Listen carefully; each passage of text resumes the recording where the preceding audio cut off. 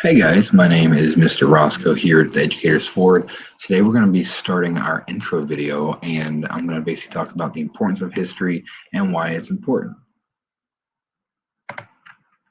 All right, the importance of history, understanding our past, present, and future, because history is tied directly to our future. Knowing how things have happened and how things have played out can give us a great insight of what is to come based on the past experience we've had. What is history? The story of change over time. All right. History is basically the story unfolding in itself. We're still in history. Yesterday's history. Last week is history. We have personal, local history, federal history, natural history. We have history all around us. All right. It's just about reading the book. History explains humanity's journey to the present day, understanding all the civilizations, all the history, the rebellions, the revolutions, every work of art and literature that's ever come. This explains how we've gotten to the present day, and it's easy for us to just read. We just need to go ahead. Shows how human nature has remained constant. Human nature and human understanding has both changed slightly for understanding, but human nature is still the same. From the pyramids all around the world, people doing the same thing, to even the horrible things like greed, envy, dictatorships, control, absolute evils of humanity. They're still doing some of the same things today, and it's important to know that to hopefully we can make some kind of change to be active in our community, to fight the fight of unity and connection between other people. It also demonstrates how circumstances and technologies change. History is a great way for us to look over the past, the circumstances that might be similar to today, and what we could do to hopefully do differently than they did to fix that, make sure it doesn't happen again. Also, technology's changed. We have gone from a stone wheel to a wooden wheel to a rubber wheel to a car that goes to 50 to 160 miles an hour. Technology changes over time so drastically, and especially the more advanced humans can be is based on how much time they're putting into it. So early civilizations, they're focused more on survival and growth than they are like we today, where we have some relative peace. So we put that time in to go and like advance things. We've went from the 150 years of phones from on the hang on the wall, takes like 9 minutes to get connected, to now I can text somebody and just instantly have a message there. It's crazy. Why study history? Why is it even important to study? Helps explain the present and current events develop. Helps explain the present and current events. Sorry. Easy. I just explained it already. It develops critical thinking and analysis skills. So reason why we teach history in public education is to develop critical thinking skills on the works, documents that we look over, and how they connected to the situation going on back then, and analysis skills. They can analyze documents, infer what's going on, deep dive into understanding how these documents can give them a greater critical chance at really getting their own personal perspective on what was going on, and give them a good educational check of, okay, I see these letters, but what do they mean? What is the purpose of even reading these? These letters give us insight to personal feelings of what was going on back then. And just telling students that, okay, cool. Or telling them maybe, hey, your text messages, if someone in the future looks at them, they can give you a better understanding of how prom was going on. I mean, it's pretty easy to compare. Improves understanding of other academic fields. If we talk about how much mathematics has changed over time and how much good it's done for society, maybe they may do better in mathematics. Might they be encouraged to try harder and to understand its importance? Or science fields, how much we've progressed when it comes to astronomy, medical knowledge, bioengineering, all these things, that might encourage them to do better or have a deeper understanding or respect for that field. Prepares you for various career paths. I've had students where they come and they say, oh my gosh, that lesson yesterday made me really want to be a geologist or an archaeologist, because they're interested in finding these things, because there's so much stuff to find and discover and make connections that we still haven't made today. All right, so a question to think about for the slides: what subjects do you think history connects to? What kind of subjects do you think? All right, think about it to yourself, all right, or comment down below. History beyond the classroom. Part of this YouTube channel is where we can kind of go beyond the basic Common Core, beyond these four walls, beyond that whiteboard or that slideshow, touch deeper on in the understanding of the concepts we're going over, okay? Not just for exams. applies to real life.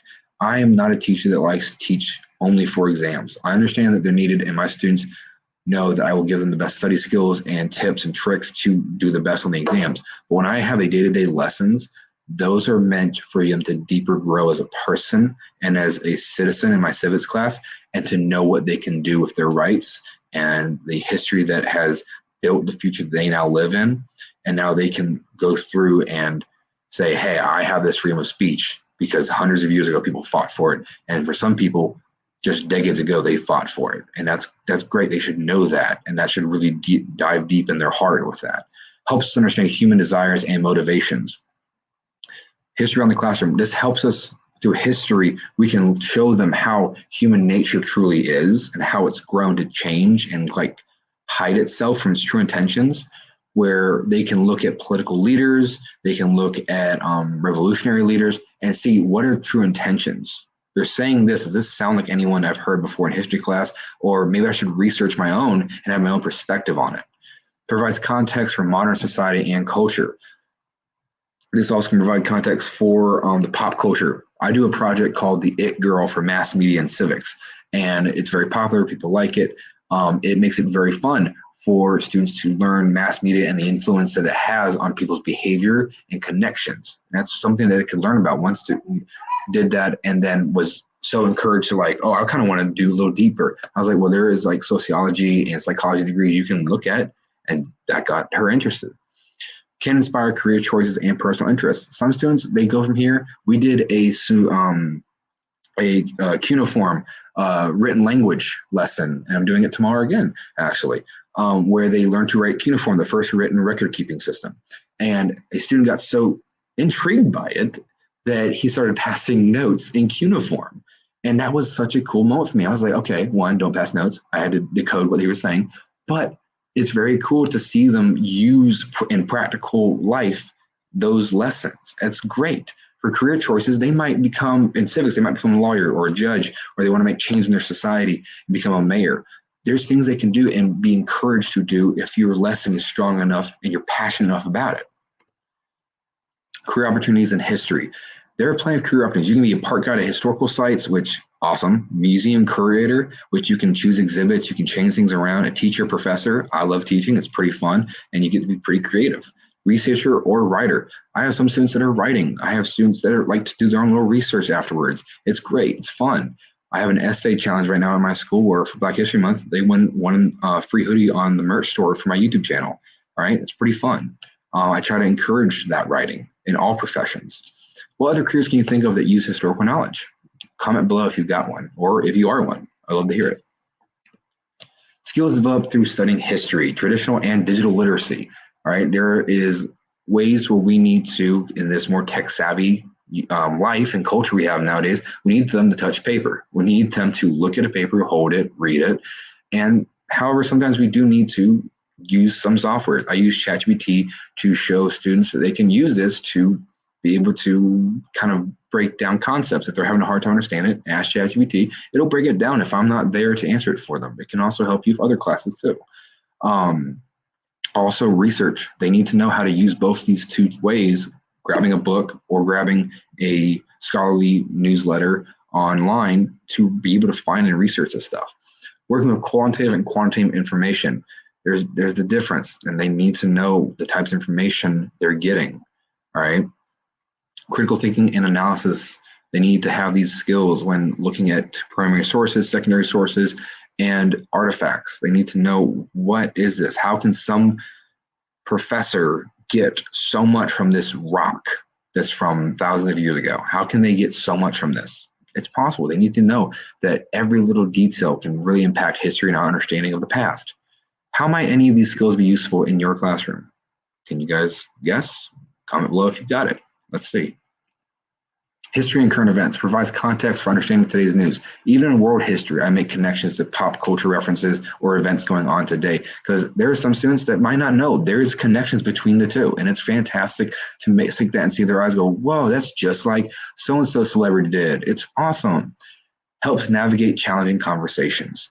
History and understanding the perspective and situations that built today's world, that's something that's really important for students. Today in civics class, I was explaining how where the word, because it was brought up by a student, he was talking about his hair, and I was like, do you know where the word dreads come from? It came from Southern white women who would call them dreadful, and that's where that term slyly came from. And it's important to know that, because that's reclaiming something that was meant to be harmful, but now it's part of your culture. Reclaim that negativity, because there are challenging conversations where things in society today that still have an effect from hundreds of years ago that are still being dealt by us, the next generation.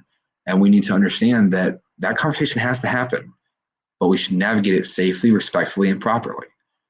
It also offers perspective on social and political issues. Social issues, we all know them. They're all across the news, Instagram, social media, TikTok, everywhere. Also, political issues, they sometimes go hand in hand, sometimes they go separate, sometimes they're the same thing.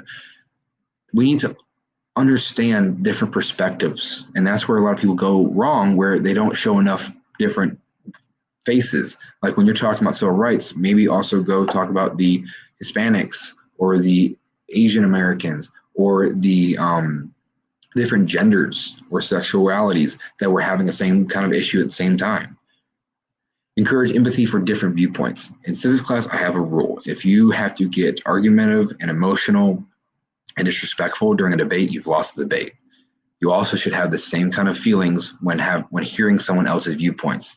You should have empathy for them and understand where they're coming from. Instead of immediately getting hot on those key trigger words, slow down, let them speak, and then understand that you might have some similarities or be able to work through. And that's what is most important. History's impact on personal relationships. This creates empathy for people from different backgrounds. This is why this generation has the possibility so well of making friends across ethnic backgrounds, across racial backgrounds, and different perspectives. They can make that connections where past generations failed to do so.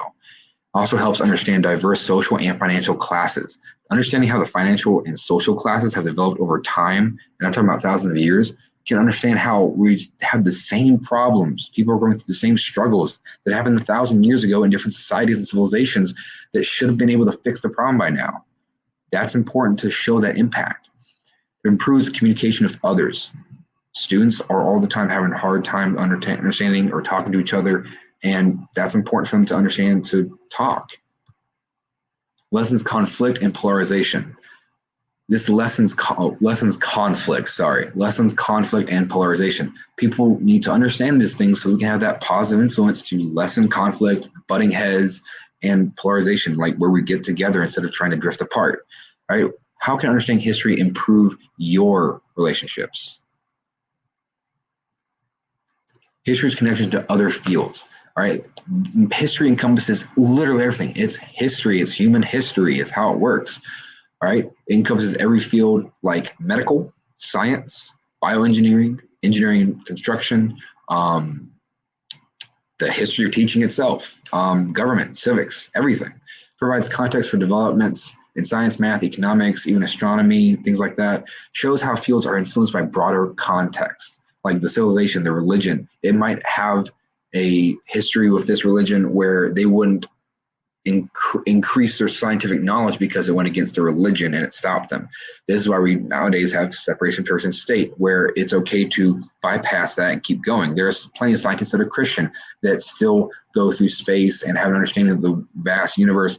It's different. They need to understand there's different boundaries, right? Let's see. Demonstrates interconnectedness of human knowledge, right? Demonstrates the connections that human knowledge can back each other up, that advancements in science might have some connections with mathematics and vice versa. It also shows that there are plenty of ways to make connections with psychology and sociology, with civics and psychology. Understanding how people think is a great way of how to lead them. That's a great lens, okay? Common misconceptions about history. History repeats itself. Sometimes. Situations might change, but it's not always exactly the same thing. History repeats itself is a term that's used or a phrase that's used quite often. However, it's not always true. However, people do say it so that you can hopefully learn from your past instead of just relive it. That's what the meaning is. Those who ignore history are condemned to repeat it. This one I agree with, but is a common misconception. if you ignore history, it doesn't mean you're going to be condemned to repeat it. You might make a few of the same mistakes, but it's not always going to happen. It's not a given. It's a misconception. Some people, it's talking about leaders where they wouldn't listen to historians or people who knew what was going on and tell you, hey, this happened like 10 years ago, we should stop. They were doing the same exact thing. It's not really like a given gonna happen. Why are these things oversimplifications? They're oversimplifications because it's 3 words versus like a serious situation or scenario. History repeats itself is just, I mean, yes, it happens, but it's not always a given. It's oversimplifying something. Like, it's not going to happen exactly by that scenario. The importance of understanding nuance in historical situations, right? You got to understand that so if something happens, it's important to look for it, remember it, put it on the record, put it on a file, save it, lock it away, and then when something happens again, you start, oh, let me go check back in that file, see what happened, and see what we can change, right? Understand that. Making informed decisions. History provides data for present day leaders. It's important for people studying civics or wanting to go into politics. History provides data. It's data. You can check the voter record. You can check the positions that people have had. You can check this stuff, and you might actually have data that could back what you want to learn or what you want to use to go in the future and be a good leader. Helps in making informed decisions. If you're someone who's trying to buy a house, it might be important to look at the market, look at the history of the market, look at the house's selling price for the past 10 years. There's ways to do this that would make it really easy. Offers insight, not exact solutions. History is a great place to get insight or a little bit of knowledge or tips and tricks, but it's not a solution. It's not going to help what's going on now, because what's happening now is humans are more advanced, different technologies, different roles in place, different things going on, and different things that weren't going on back then that are going to be a completely different part of the scenario and the calculations of what's going to be the best solution. You shouldn't put the same things in the fill-in-the-blank equation and expect a different solution. It's not 100%. Encourage considering multiple factors. In history, it's not, for instance, the fall of Rome was not just one thing. You always got to consider all the factors at play, all the things that led to that moment. That's knowing these kind of things, students can actually take that in real life and be like, okay, well, that's not the only reason I couldn't graduate. There were many factors. I was not on time. I had a lot of tardies. I didn't talk to my teachers more. I didn't make informed educational decisions. How can historical knowledge help you make better decisions? That's a good question as a bell ringer too. How can historical knowledge help you make better decisions? The layers of history. Events are rarely simple or black and white. History is not always just what's on the front page. It's going to be what's on page 33, a little bit of 74, maybe even back at number 5. It's got so many layers. It's never that easy just to look at one thing and say that's what happened. Multiple factors contribute to historical moments. There's a lot of stuff that happened. Like Martin Luther King Jr. almost didn't say the I Have a Dream speech because a friend of his or one of his speakers that day right before him said, this guy's got a dream and y'all got to hear it. And that encouraged him to say that speech.